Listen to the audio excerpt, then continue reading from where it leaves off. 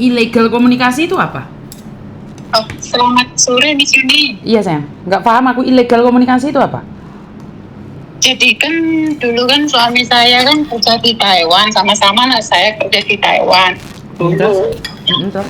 Terus habis itu kan 2019 itu saya pulang karena saya hamil sama suami.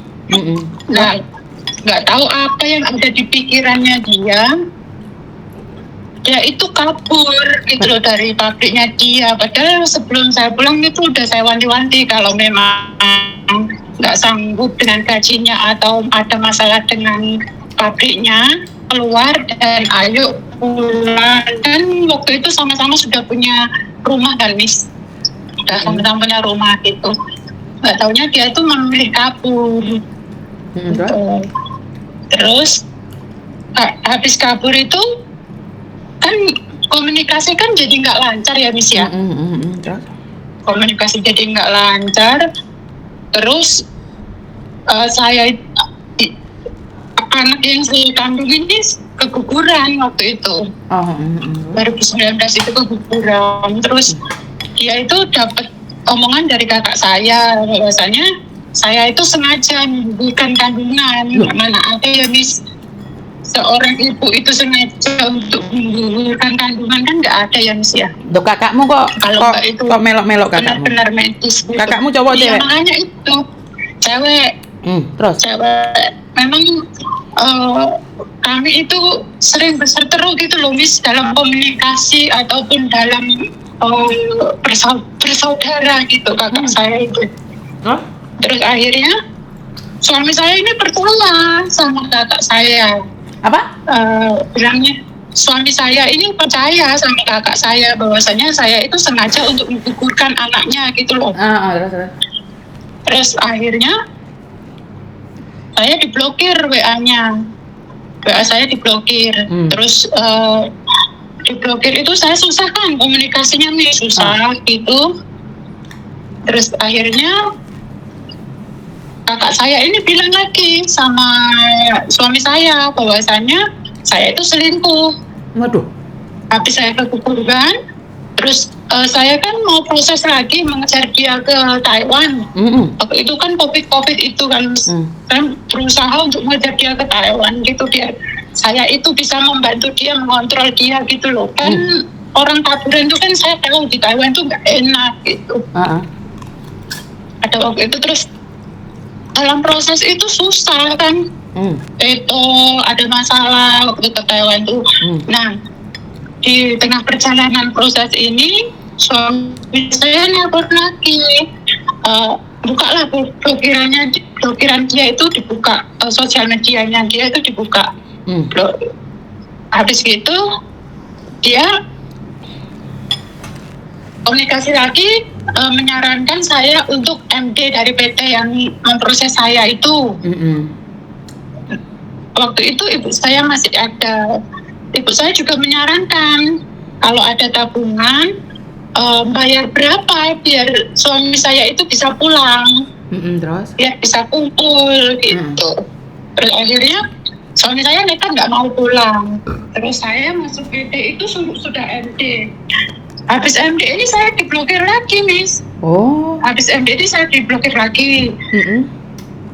Karena ada omongan dari kakak saya. Karena waktu proses ke Taiwan itu pakai uang saya. Saya kan bilang sama kakak saya, uang proses ini aja belum pulang gitu loh. Kok dia sudah kabur gitu kan. Uang untuk proses ke Taiwan ini.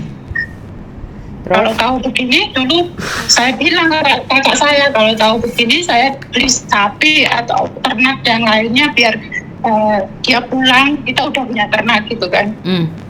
Omongan saya ini disampaikan sama suami saya, sama kakak saya ini. Karena suami saya itu nggak memblokir kakak saya, cuma memblokir saya gitu. Terus dalam proses ini gejolak rumah tangga. Nah, saya itu menikah sirih lah sama orang karena usia saya waktu itu 36, saya pengen punya anak. Akhirnya saya punya anak, terus usaha lah di Jawa gitu. Nah, suami sirih saya ini juga mengkhianati saya gitu, karena saya kembali ke saya lagi gitu. Saya dikhianati sama suami. Oke lah, saya udah mempasrahkan semua lah, ini saya terima gitu loh. Nah, dia proses di Taiwan, kaburin di Taiwan ini selama 6 tahun, baru pulang kemarin hari raya kemarin. Sempat komunikasi lagi, sempat akhir-akhir dia di Taiwan ini sempat komunikasi lagi,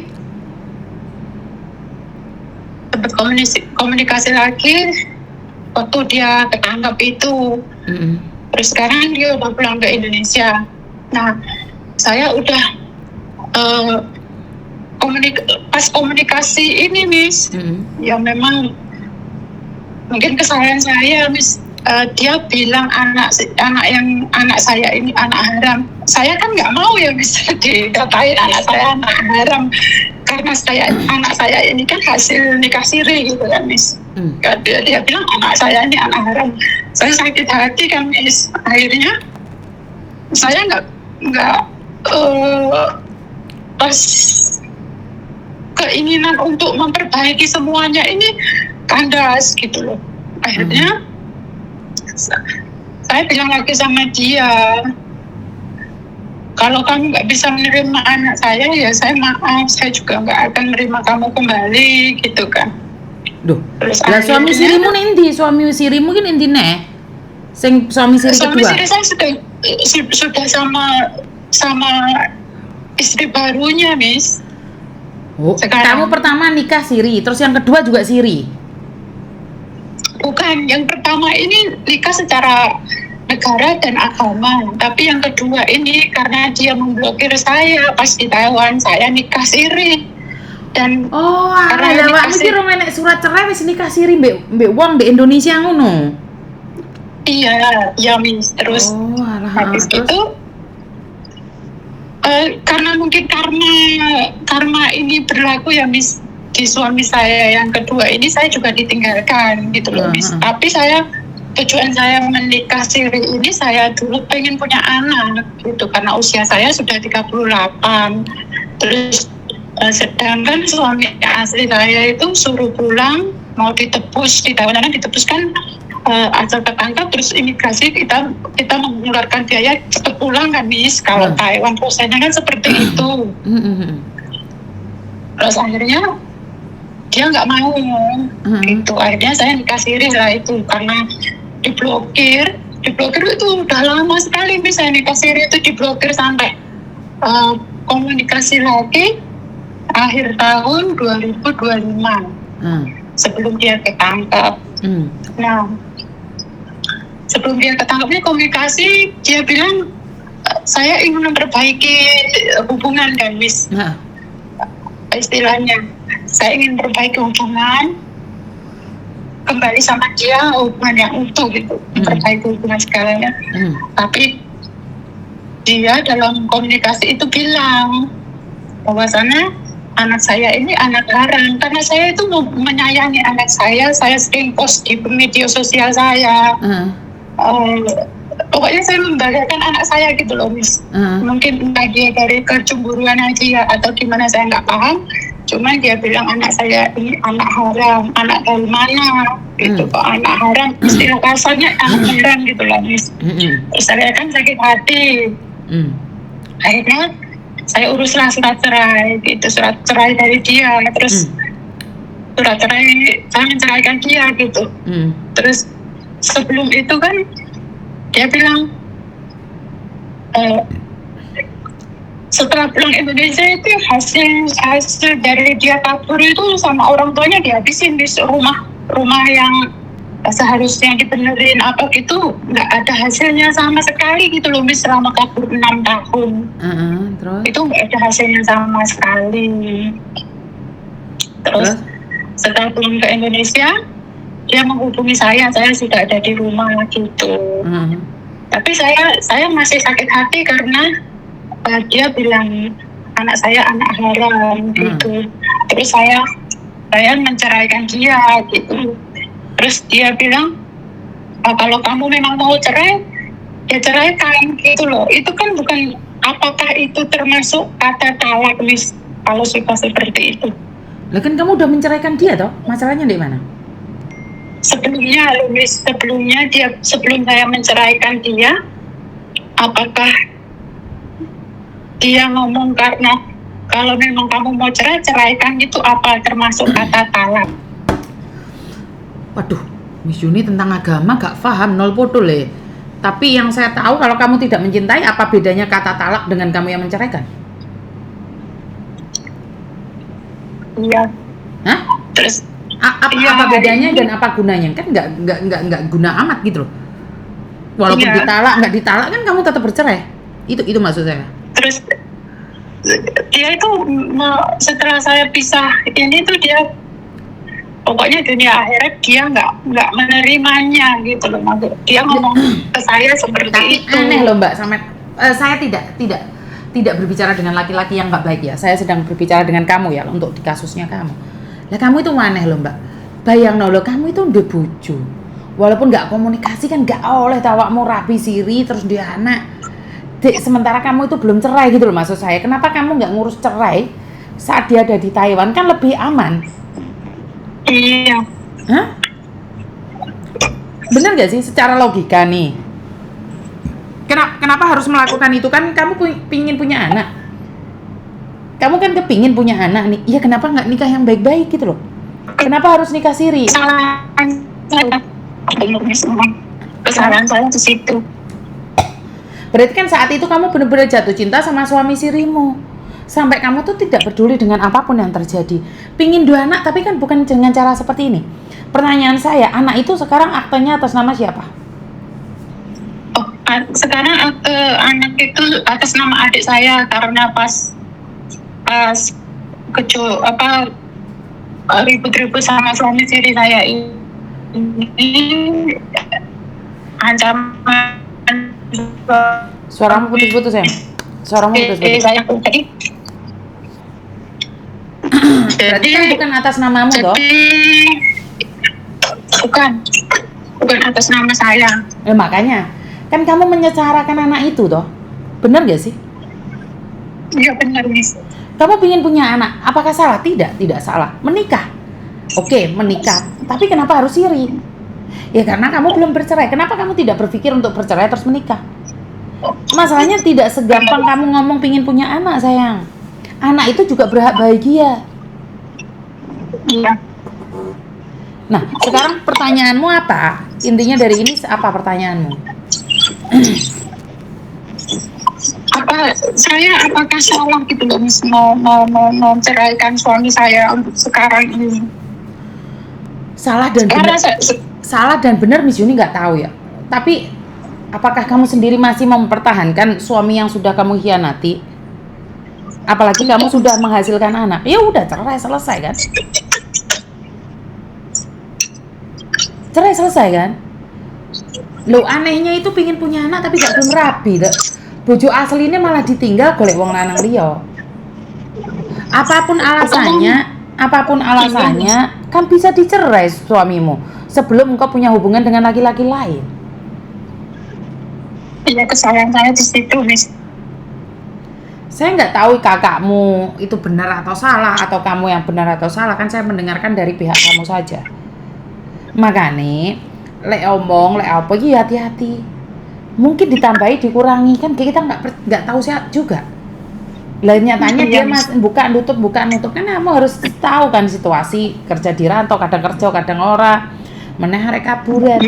Sama-sama nantang ya, sama-sama kecewa, sama-sama hancur nak. Karena apapun kalau dengan cara kekasaran, dengan cara emosi sama kok, kita sama-sama hancur. Suamimu juga hancur. Sama, kalian tuh sama-sama hancur kalian itu. Sama-sama kecewa. Iya kan? Iya, benar, Miss. Kalau kalian orang dewasa hancur, kecewa, aku ora ngurus, tapi anakmu bagaimana? Hah? Konsepnya kan enggak seperti kalian mari kentu iclik dua anak selesai. Enggak kan? Anakmu itu masa depannya panjang, sayang. Maaf ya, bukan Miss Yuni ingin menghakimi, tapi ini berdasarkan fakta. Yo jok ngono no. Iya, Miss. Kesalahan kalian yang nanggung anak. Kalau memang mau bercerai, bercerai aja. Sekarang malah kasihan siapa? Anakmu nggak punya status. Mau plus nomor siapa ya? Ngapa video call, Dok? Saya Miss, ini kepencet. Kepencet. Ya wes nek ngono. Ya. Wes nggak usah get drama dalam hidupmu sendiri. Saya tidak mengatakan siapapun berdrama, karena kita manusia itu kadang-kadang merasa tersakiti padahal kita yang nyakitin gitu loh sayang. Ngerti nggak? Iya, Miss. Yang menyakiti itu kamu, bukan siapa-siapa. Yang nyakiti dirimu kamu. Kamu izinkan kakakmu menceritakan ini, kamu sakit hati, kamu akhirnya ngelabrak bojomu. Akhirnya semua dramanya akhirnya ambiar, Nak. Iya, Miss. Yang kalah siapa? Kamu sebagai perempuan. Ya pernah. Iya, Miss. Lho wes, saiki di Hong Kong. Wes aja golek lanangan ae lho, fokus lho. Awas mulai-mulai golek lanangan lho ya. Halo? Betul, Miss. Ojo Betul, Miss. gendaan golek lanangan ae. Paham? Betul, Miss. Ya Betul. wes, sukses selalu ya sayangnya. Iya, Miss. I love you. Iya, mantap suwun nggih, Miss. Bye-bye. Itu. Bye-bye. Saya tidak tahu siapa yang salah, siapa yang benar. Karena bagi saya, hanya kalian yang tahu. Karena dalam rumah tangga itu, gak ada siapapun yang berhak menghakimi. Kita sebagai pendengar, ya saya menganggap, menurut pendapat saya, ya kalau mendengarkan saya salah, ya saya minta maaf. Karena memang dalam hubungan rumah tangga itu tidak segampang orang ngomong. Kendalikan emosi itu penting banget ya teman-teman dalam rumah tangga. Ya saya beruntung saya bisa mengendalikan emosi walaupun akhirnya yo nikah dengan orang yang tepat ya. Sekali lagi pernikahan itu bukan menuruti ego. Namanya pernikahan itu panjang kali lebar teman-teman. Yang saya merasa aneh adalah saat kita pacaran kita merasa sabar aja, nggak apa-apa, sabar ini sabar itu. Giliran kita sudah memiliki surat nikah, kita seolah-olah memiliki otoritas yang lebih.